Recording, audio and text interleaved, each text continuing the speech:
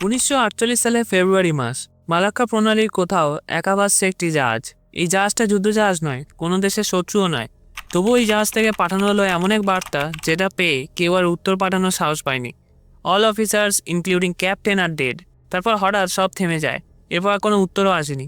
যা ঘটেছিল এরপর তা শুধু একটি জাহাজের রহস্য নয়, এটা এমন এক ঘটনা যেটা সরকারগুলো আজও ব্যাখ্যা করতে চায় না। চলুন আজকের এই ভিডিওর মাধ্যমে সেটাই জানা যাক।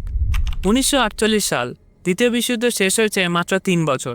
পৃথিবী শান্ত দেখালেও আসলে শান্ত নয়, এটা এক ধরনের থমথমে নীরবতা। যুদ্ধ থেমেছে কিন্তু ভয় থামেনি। সমুদ্রগুলো তখনও যুদ্ধের ছায়া বইছে। এই সময় মালাক্কা প্রণালী ছিল পৃথিবীর সবচেয়ে ব্যস্ত সমুদ্রপথগুলোর একটি।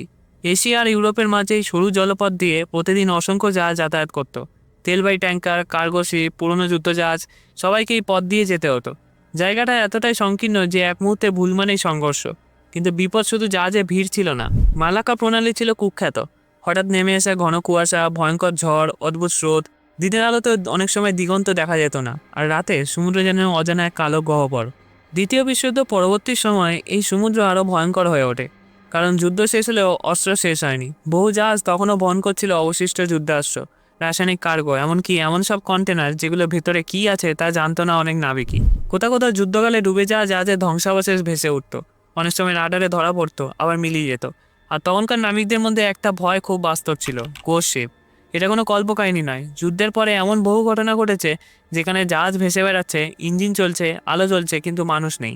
কেউ জানে না কী ঘটেছে, রোগ, বিষাক্ত গ্যাস, নাকি আরও কিছু ভয়ঙ্কর।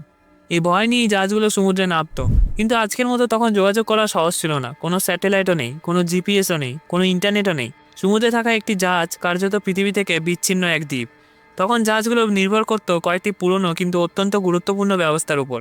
রাতে দূরের জাহাজের সঙ্গে কথা বলার জন্য ব্যবহার করা হতো সিগন্যাল ল্যাম্প। আলো জ্বালিয়ে নিভিয়ে বার্তা পাঠানো হতো। দিনের বেলা রঙিন পতাকা তুলে সংকেত দেওয়া হতো। আর সবচেয়ে গুরুত্বপূর্ণ ছিল রেডিও। রেডিও রুমে বসে থাকতো একজন মানুষ, রেডিও অপারেটর। সে শুধু একজন কর্মী নয়, সে ছিল পুরো জাহাজের শেষ আশ্রয়। কোনো বিপদে পড়লে, কোনো দুর্ঘটনায় সবাই তাকিয়ে থাকতো তার দিকে। কারণ সমুদ্রের মাঝখানে যদি রেডিও চুপ করে যায়, তাহলে জাহাজ কার্যত পৃথিবী থেকে হারিয়ে যায়। আর রেডিও দিয়ে যে ভাষায় সবচেয়ে বেশি কথা হতো তা ছিল মর্স কোড। মর্স কোড খুব সাধারণ, কিছু ডট, কিছু ড্যাশ। কিন্তু এই সাধারণ ব্যবস্থার শক্তি ছিল ভয়ঙ্কর। কারণ মর্স কোড পাঠাতে কণ্ঠস্বর লাগে না, হাত কাঁপলেও পাঠানো যায়, রক্তাক্ত অবস্থায়ও পাঠানো যায়, এমনকি মৃত্যুর ঠিক আগের মুহূর্তেও। একজন মানুষ কথা বলতে না পারলেও আঙুল দিয়ে শেষ কয়েকটা সংকেত পাঠাতে পারে। আর তাই মর্স কোড ছিল জীবনের মৃত্যুর মাঝখানে সেতু। আর সবচেয়ে অদ্ভুত ব্যাপার, মর্স কোডে আবেগ লুকানো যায় না। যদি কোনো শব্দও নেই, কোনো চিৎকারও নেই, তবুও তার তাল দেখে বোঝা যায় সব। দড়াটার দেশের গতি যদি এলোমেলো হয়, বোঝা যায় ভয়। হঠাৎ থেমে গেলে বোঝা যায় কেউ কাঁপছে। আর বারবার একই সঙ্গে পাঠালে বোঝা যায় আতঙ্ক। ঠিক সেই সময় হঠাৎ ডাচ মালবাহী জাহাজ এসে সোরাং মেডান থেকে একটি রেডিও সংকেত ভেসে আসে। কিন্তু সেই সংকেতটা সাধারণ কোনো বিপদ বার্তা ছিল না। শুরু থেকে এতে এমন কিছু ছিল যা অন্য সব ডিস্ট্রেস কলের থেকে আলাদা। এমন কিছু যা শুনলেই বুকের ভেতর অজানা ভয় ঢুকে পড়ে। প্রথমে যে বার্তাটি রেকর্ড করা হয় তা ছিল ভয়ঙ্করভাবে সরল এবং শীতল। সেখানে লেখা ছিল সব অফিসার ক্যাপ্টেন সহ মৃত। কোনো চিৎকার নেই, কোনো তাড়াহুড়াও নেই, শুধু একটি তথ্য যেন কেউ খুব শান্ত মাথায় শেষ দায়িত্বটা পালন করেছে। এরপর আসে দ্বিতীয় লাইন, চার্টরুম ও বিজে পড়ে আছে। এই লাইনটা পরিস্থিতিকে আরও ভয়াবহ করে তোলে, কারণ এতে বোঝা যায় মৃতদেহগুলো এলোমেলো নয়, তারা যেখানে কাজ করছিল ঠিক সেখানেই পড়ে আছে, যেন কিছু ঘটেছে এবং ঘটার মুহূর্তেই সবাই থেমে গেছে। তারপর আসে শেষ লাইনটি, যেটা বহু বছর ধরে গবেষকদের তাড়া করে বেরিয়েছে। সম্ভবত পুরো ক্রু মৃত। সম্ভবত শব্দটা এখানে অদ্ভুতভাবে ঠান্ডা। কেউ নিশ্চিত নয়, আবার কেউ আতঙ্কিতও নয়। শুধু একটি অনুমান, যেন মৃত্যুর মাঝেও যুক্তি কাজ করছে। অবশেষে আসে মাত্র দুটি শব্দ, আই ডাই, আমি মরছি। এরপর নীরবতা। হঠাৎ করেই সংকেত বন্ধ হয়ে যায়। কোনো বিস্ফোরণের শব্দ নেই, কোনো শেষ চিৎকারও নয়, শুধু নিঃশব্দ নীরবতা। এরপর আর কোনো বার্তা আসেনি, কোনো ব্যাখ্যাও নেই, কোনো অবস্থান বা কোঅর্ডিনেটও নেই। সমুদ্র যেন জাহাজটাই গিলে ফেলেছে। বার্তা পাওয়ার পর আশেপাশে জাহাজগুলো সঙ্গে সঙ্গে সাড়া দেয়। একের পর এক কল পাঠানো হয়। একই ফ্রিকোয়েন্সিতে বারবার ডাকা হয়, SS Ourang Medan, respond, please respond.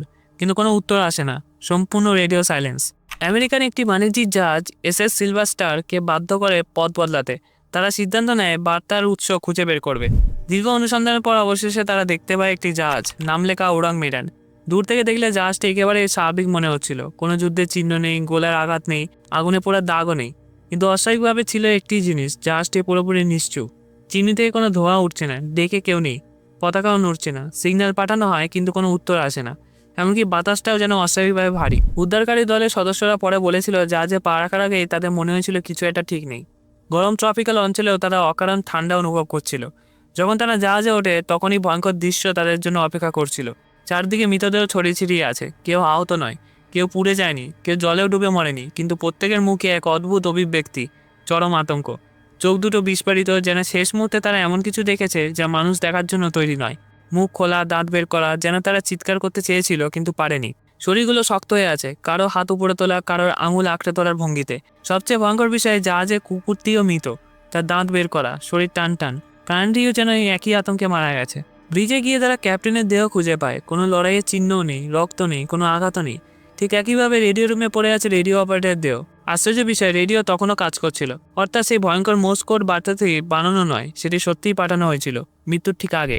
চিকিৎসা বা বৈজ্ঞানিক কোনো ব্যাখ্যাই তখন মেলেনি। কোনো বিষাক্ত গ্যাসের গন্ধও নেই, কোনো রোগের লক্ষণও নেই, কোনো রাসায়নিক দাগও নেই, কিন্তু সব দেহ যেন একসঙ্গে এক মুহূর্তে মারা গেছে, এবং সবাই একই জিনিস দেখে ভয় পেয়েছে। সিলভার স্টারের নাবিকরা তখন অস্বস্তিতে ভুগছিল। কেউ কেউ দাবি করে জাহাজের ভেতরে হঠাৎ তাপমাত্রা নেমে যাচ্ছিল, যদিও বাইরে ছিল প্রচণ্ড গরম। শেষ পর্যন্ত সিদ্ধান্ত নেওয়া হয় ওরাং মেডানকে টেনে নিকটবর্তী বন্দরে নিয়ে যাওয়া হবে, যেখানে বিস্তারিত তদন্ত হবে। টো করার প্রস্তুতি চলছে, ঠিক তখনই পরিস্থিতি আবার বদলে যায়। নিচের ডেক থেকে ধোঁয়া উঠতে শুরু করে। কয়েক মিনিটের মধ্যেই আগুন ছড়িয়ে পড়ে।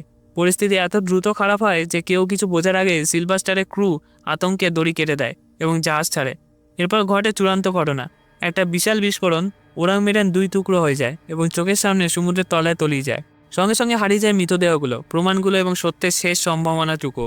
আজ পর্যন্ত কোনো ধ্বংসাবশেষ উদ্ধার হয়নি। এই ঘটনা কোনো সরকারি নথিও নেই।